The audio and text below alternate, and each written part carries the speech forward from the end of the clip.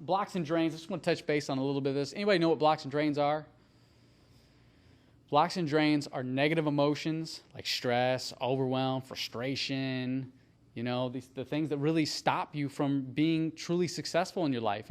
And we all have different levels of success. Some of you guys might look at the fact that I have a book and a sign and all this crazy stuff up here, and I'm standing here speaking like that's successful. And that is a great level of success. But me, successful is just every day going towards my dream, continuing my company, continuing to do what I do to serve the greater good and not stopping. Because the day I stop is the day that I feel I fail. But that way, if you have control of your emotional states and you're controlling your blocks and drains, you can't ever fail because you're controlling that, as long as you're moving in some direction. Now, when I first started out, I didn't start out with it as an author, and I didn't have a coaching CD. I started with rap music. I was a rap artist. Do-rag, big chain, big baggy clothes. What up? Right? Okay? That's what I was. I was like head to toe. I'm like, let me get some tattoos. Let me just really destroy my body. Just put that ink in there. That's what I was like, because I was in a street stage in my life back then, and I had to survive.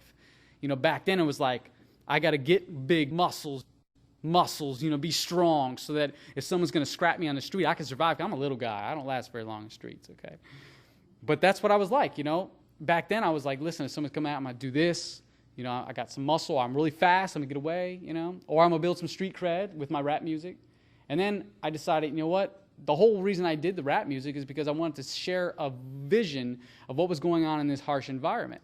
What my blocks and drains were. So my harsh environment was seeing people struggle, seeing people on drugs, seeing people that, deserve way more than what they had in their life, and they were homeless. And I'm sitting right next to them. I remember this one time I walked into a studio. It was a ghetto studio, in the side of a building. Someone had rented out an old rundown area. I shouldn't be in that area. They would always joke to me and say, sun's going down. You might want to get across that side of the border. I'm like, okay. But there was a guy in there, and I remember this. He set an Uzi down in the studio. Never seen an Uzi. Set an Uzi down, big dude tatted up. I'm thinking, this guy, he looks like he just killed us all, That's how he was. And then he gets behind the microphone and starts singing a love song. That, I was like, wow. I'm like, look at the love and compassion within this crazy environment. And this guy, everyone else labeled him as a killer, as a gangster, as a bad person. But, man, he had a heart. And I realized that even though these people in these street life and these street things, they have hearts, they care about people, just their view of their world, their blocks and drains, their view of the world is, I have to survive. This is my environment. This is my stresses. These people wear this color. They come across my turf. I got to handle this problem. I understand that. That's why I work with kids that are in gangs and street things and activities like that. I help them transform. So I transform, and what goes back to me not giving up on my dreams. I want to serve the greater good. So what I did one day is I woke up and I got really scared. As I said before, I was homeless. I didn't really have a place to go. I had a book bag with just a book in it. It was a Wayne Dyer book. I seen the Tony Robbins stuff. And that's when I realized my blocks and drains. I'm being blocked. I want to get to this lifestyle where I want to be happy and have health and, all this vibrancy, and I want to love people. But I can't do that if I'm wearing a do-rag and I'm showing people, this mean face, and I'm not letting people in. They're scared of me. I can't do that. But my music was good. So then I was like, listen, this is blocking me from succeeding and draining all my energy. That's really important. My lifestyle was a block in itself, but it was draining my energy. And anybody that came around me was draining them. But see, some things happened. People started showing me compassion. And they would see me, and they would treat me so nice, as if I was wearing a suit and tie. And I'm wearing big baggy clothes, a do-rag. And I had a holster strap, no gun in it, because I couldn't afford a gun. But I'm in Miami, and my friends said, wear this until you get a gun. I'm like, because that's my mentality at the time. New turf, new area. So I'm wearing this strap, And people like treat me so nice. I'm like, you let me in your house? Like, I can have dinner with you guys? That's great. I'm with these people who are very successful, very wealthy, financially abundant, and they treat me so nice. And then I realized, you know what? I didn't see that. I didn't see how nice I really was. I'm like, deep down inside, all this stuff around, I was just trying to survive. My view of the world. So I changed my view of the world, changed my blocks and drains. I said, enough is enough. I'm going to get rid of the things that are stopping me, and I'm going to get rid of the things that are draining my energy. And so what I do, I wrote them down. So tonight when you guys go home, and I say this tonight because I want you guys to have a little bit of homework, because if you don't do this on your own, you'll never do it. I want you to make a list of all your blocks and drains. It could be work. And why does work drain? How does it drain you? So work, it drains me because I'm tired at the end of the day. And then you figure out, what can I do to fix that? I could work out. I could have more energy. Or work keeps me from my family.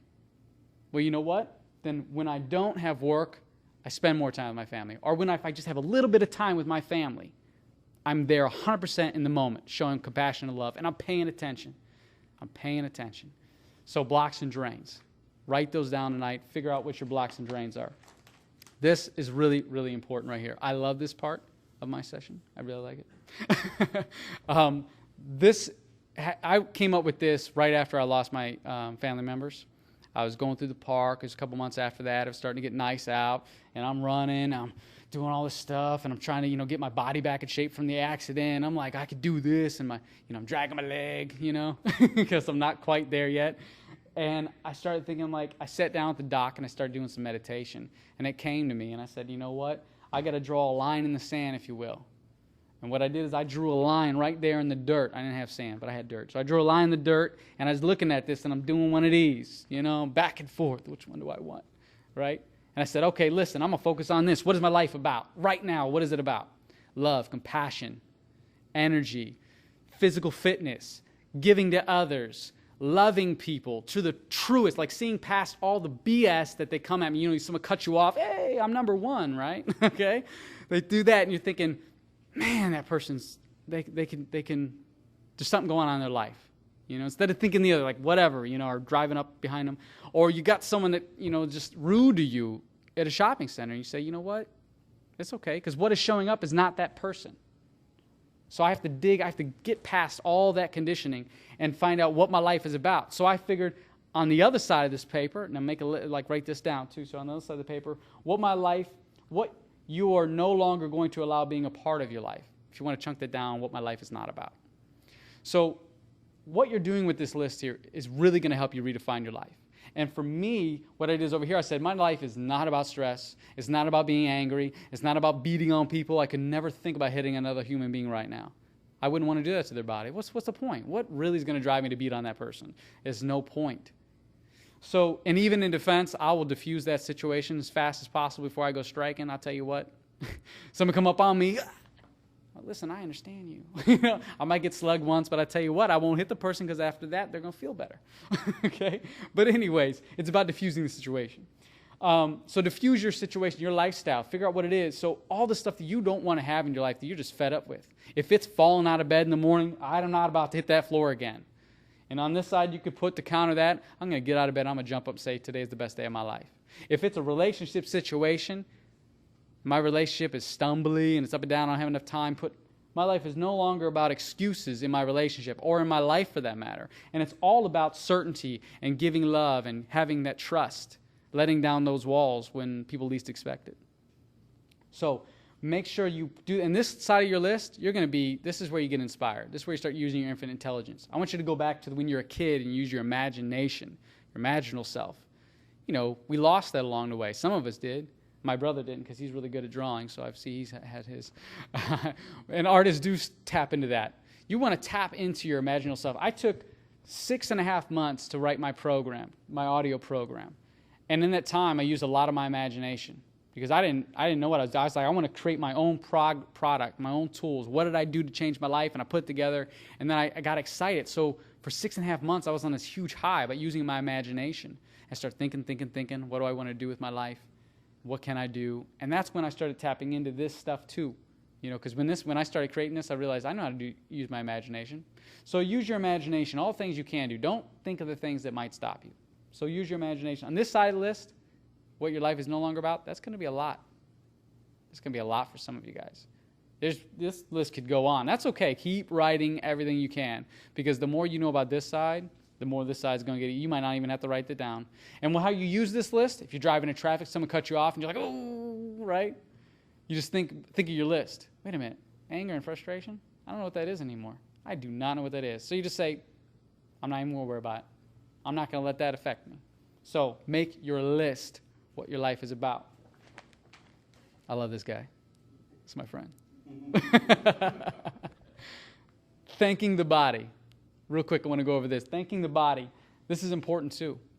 How many of you guys give thanks to your body? Anybody? If you do, say aye. Anybody? No one in this room. Have you guys ever heard of the concept thanking your body? Okay. Now, when I came across this concept, I was going through the park, and I met a lady who actually was getting over this disease, cancer in her body, and I'm jogging along, and I hear this lady talking in the bushes. I'm like, okay, I don't think I should stop here. This lady's kooky, right? But then I look, and I'm like, she don't look harmful, like what's going on? She was doing I'm thinking, well, I meditate, so sometimes I sit in weird places, but I never sit in the bushes. So I was like, excuse me, are you okay? I was just trying to figure out, and she goes, oh, yeah. I'm like, well, I didn't mean to interrupt you. What's going on? I said, what are you doing? I had to ask because I can't just leave, I got to know what's going on. So she told me that she was giving thanks to her body, and that's helping her heal her body. She says, and she explained it to me. She says, all your body parts are doing such an incredible job for you, and they go unrecognized. So it's about gratitude for your body, for your life. I mean, think about it. You get on a treadmill, and if we start running for the next hour, eventually you guys are going to be like, listen, I just need a break for 1 second. So you stay up off the treadmill. Okay, maybe you're down here. Oh, my gosh, okay. But what's your heart do? It doesn't say, hold on, let me take a break. Boom. It's over, okay? It doesn't do that. Your heart goes, okay, boom, boom, boom, boom, boom, boom, keep going. Your lungs, your kidneys, your blood's moving. It's like, okay, now we can kind of get back to our levels. They're all like, okay, systems check. We're coming off, okay, we're coming down, level out. There's so much stuff going on in your body. Their communication beyond imagination right there. I mean, it's crazy. So, and the good thing about your body is, what I find fascinating is the fact that we can all go to sleep. We can subconsciously, be unconscious, just go to sleep, and get up in the morning, but yet the body is continuing to do such an incredible job for us. And I think that deserves some thankfulness. I really do. I really think that all of us are so incredible, and I think some of us don't realize how incredible they are. We think that I'm just Zebulon. I've been given this name. I just got tattoos. I just little bit balked, little balked. A little strong, right, Chris? or I'm just this fit, or I'm this executive, or whatever it is, And we don't really look and say, I'm an incredible human being. I'm a miracle. Because really, can you explain how you got here? Can you really explain how you were formed and all that? Really go into detail and how that is possible? Can you explain to me how your body is really operating with no batteries or no, what is it? No electronics. Could we remake the whole body? I don't know if that's possible. Shan, do you have any information on that? Has someone actually physically recreated the body in a way it operates yet? Maybe not even close. So, it's like, man, that deserves some thankfulness. So what you want to do is get up every day and just take a little bit of your time. And you can do this while you're driving to work. And if you start doing this, you're going to change your mood. And man, you ever been in one of those moods where you're just pissed off, or you're just out of, just frustrated, and you could be happy, but you're like, or someone comes along, come on, smile, yeah, smile, and they start messing with you, whatever it is, your significant other starts messing with you, smile, and then you're like, and then you're fighting the smile because you're like, I want to be pissed off, right? But that's the thing, we're choosing to be upset. But if you're upset and you're one of those moods, change your mood. That's the first thing to redefine your life. Change your moods. So with the body, start giving thanks to your brain, your eyes, your ears, your lungs, your skin, your fingernails, your teeth, your tongue, the hair, the hair where you don't want it. Everywhere, right? The muscles, the fibers, the cells, your lungs, everything you can think of, right? Your bones, the fluid in your body. The eye crust. Okay, give thanks to everything in your body because it is you. I pulled a piece of hair off. This is a while ago. I'm looking at it. That was one of my weird days. You're just trying to observe things. You're like, what's up there? And I'm looking at this piece of hair. I'm thinking, I just pulled a piece of me off myself. No matter where this goes, this is still a piece of me. And I'm think, well, am I the hair or am I the body? You know what I'm saying? Really, if you cut off some of your skin or something or whatever, that's me too, so it grew from me. It was a part of me. My DNA's in it, my structure, my everything, my code's in it. So am I that or am I this? If you go to a doctor can't even tell you where you're at, which I think that's amazing. Where are you? They can't find you. This is your shell, right? But that's what I'm saying. It's this infinite intelligence, this life force energy that we can be thankful for that's within us, that keeps us going. It keeps that heart pumping, keeps the blood circulating. So that's important. So thank the body. Get up every day and make a note for this. Write this down. Every day, I want you guys just say, every day I'm going to thank my body in some way. So you're driving to work, thank you, eyes. Thank you, brain, for knowing sense of direction. I mean, the fact that we could drive a car, that's pretty crazy too, you know. My creative self, thank my whole body. The food for digesting. I mean, think about it. What if you had to control, if you all this stuff you're stressed out over, you're worried about, or you're thinking about, or you're trying to achieve in your life, can you imagine what it'd be like if you had to think about pumping your heart, pumping your blood, digesting your food? You eat some food, you're like, hold on. And you got to focus on digestion. Or the whole time, we would probably just be in the corner like this. I'm pumping my heart, I'm circling my blood, I'm eating my food and digesting my food, I'm circulating the fluids out of my kidneys, I'm growing my fingernails, growing my hair, I'm growing my skin. Oh my gosh, I'm thinking, right? It's overwhelming, right? So just be thankful that you don't have to do all that, and it does that on its own. So now we could say, you know what? I don't need to be stressing this. Okay, this is not important. So give thanks to your body. Acid-alkaline balance. My little guy here balancing. I like this guy. He's trying to figure it out. So this is where it's at. It's not about a diet. It's about finding out what foods are causing acid and what foods are causing alkaline ash. What the body's going to use as fuel or get rid of as waste. Okay, so acid-alkaline balance. And the rule of that, and I'll go a little easy on you. I mean, some people's diets can be really strict, but we're not going to do diet anymore. I'm going to get into that. So basically, here's your plate of food. My brother's little cow here, moo. I like that. Okay, but here's your plate of food, right? You want to eat greens. Greens. The darker the green, the more nutrient-rich it is. You want to eat lots of greens. And if you guys are meat eaters, you want to have your dairy products and your, junk food. We'll get into that, whatever that is. So anyways, it doesn't have to be the cow, okay?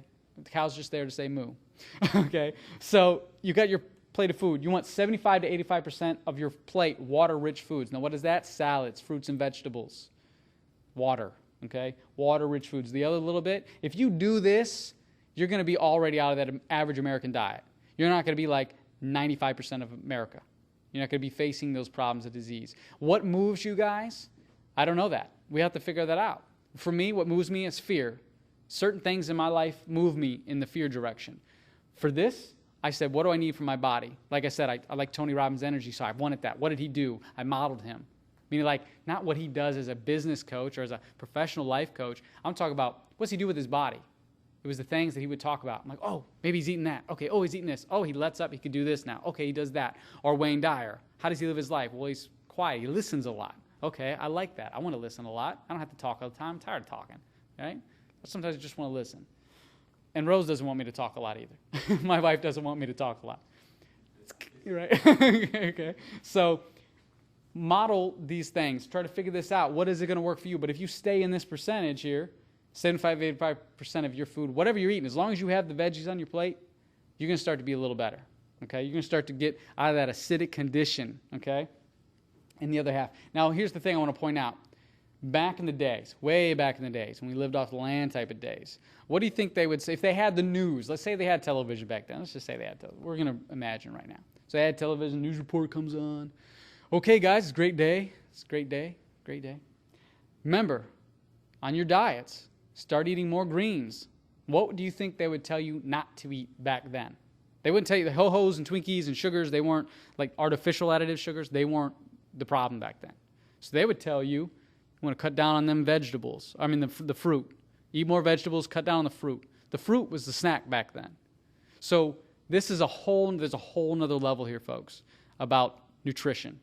I mean, it's not anymore just about the new diet fad or the things going on or eating the fruits and vegetables. It goes far and beyond that, cutting out the meats. It's about if you really want to have an alkaline diet, if you have a cancerous condition or a disease or disease of some kind, you need to cut out all sugars if you can. Now, don't mark my words on that. What I'm saying is you need to cut down the sugars.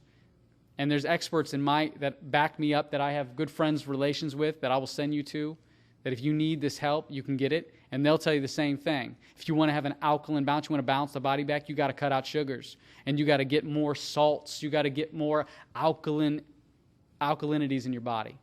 So there's a lot of great information out there, which I'll tell you about later on. If you want to pick up the books and connect with my mentors, if you will, that will help you with this. But basically, eat more greens and have your fruits. But let's cut out the artificial additives. I mean, we could do without. I mean, I don't know if you guys have some natural sugars. Tastes way better than the artificial stuff. So I'll go easy on you. We won't go too much into that. Because some people are like, I ain't eating that stuff. I ain't going to mix down some carrots and drink it. because we get into liquid diets, but we don't want that. Okay, diet versus way of life, okay? To me, it's not a diet anymore. It's a way of life. I met a guy who was dealing with a condition, and he would say his doctor said, you have to take these pills to fix your condition. He's like, well, how long do I have to take it? He goes, the rest of your life. He goes, doc, do you understand that these pills are killing my liver? He goes, well, you got to die from something. And the guy left there, and he says, no more, I won't do it. And he started researching, and I met this guy, and I said, well, what'd you research? He said, healthy food. He goes, I can't take the pills. I'm not going to do that. I'm not going to damage my body. So what did he do? I said, wow, that's great. He goes, now I don't have to take that stuff anymore. Now I don't have to take the medications. I don't have to live this way. And I corrected my condition. He took charge of himself. Listen, miracles do happen, whatever you believe. But the point is, you have to do your part. You still have to contribute the other half. You know, we can't just expect to eat all this junk food and someone's going to save us. And doctor's going to give us a miracle pill or something. Health is not in a pill. Health is in what you eat. It's in that way of life. So it's a way of life. And if you look here, the little guy, I love this guy too. He's got a diet plan in his hand. He's got the chips. He's got, looks like an egg. Might be a cookie. Pop spilled over. And what has he got on the television? Today's diet. Right? We have all these new diet fads, exercise programs, you know. And what does she do? She got a way of life. She's like, I don't care about all that. I've been eating healthy. I'm on the go. I'm in the park. What are you doing sitting down on your butt? Watching television waiting for the news. She's in the park. Way of life. Now, way of life, that changes everything. To me, that's really what it was. Because if you say I'm on a diet, that just means you eat. That just tells me that I'm going to eat this way until I get a certain result. Or I'm going to lose this bit of weight, and then as soon as I'm done with that, now I go back to my old way of eating, right? And then you're going to right back to where you're at, right? So to me, I wanted a way of life. And when you do this, and write this down on your paper, I'm going to create a new way of life. Just put new way of life. This is how you get a healthier you. So you want a way of life. And that goes for all the nutritional stress and all the environmental stress and physical stress and emotional stress. Way of life. If your way of life is not thinking negative thoughts, if your way of life is not focused on eating the junk foods, if your way of life is not sitting on your butt and actually giving your body a good workout because you know your body is begging you to get up and start working out, your body's saying, please do something with me. I can do so much more than that. So you want to create a way of life. That's really, really important. So a way of life is simply living what you want to do. Superhydrate. How many of you guys know about hydration? Come on, Shan. Shan knows all about hydration. Hydration, right? Half your weight in ounces. Half your body weight in ounces. That's what you want to drink a day. And this is something that, it's funny, Shan, because I started learning about this, and then me and you started connecting. And we were kind of both on the same path. We met in the middle, if you will, you know. We've met a lot of people like that in our journey. And it's, you know, this is so much, you know, 8 glasses a day. Let's just do half our body weight in ounces. That's where it's at. Super hydration. You're even more dehydrated in the winter, you know, so you want to have more of that. So super hydrate. And you just take your, you know, your body weight and you drink half of what you weigh. That's all you need. And that gives your body what you need. But it's not just half, it's what you're drinking. If you can't get a clean source of water, an alkaline, ionized, water-rich source of water, then just drink water until you get there. You just need water. Let's just get the water in you. But Shan's got some good information he'll touch base on, I'm sure of, about ionized alkaline water, which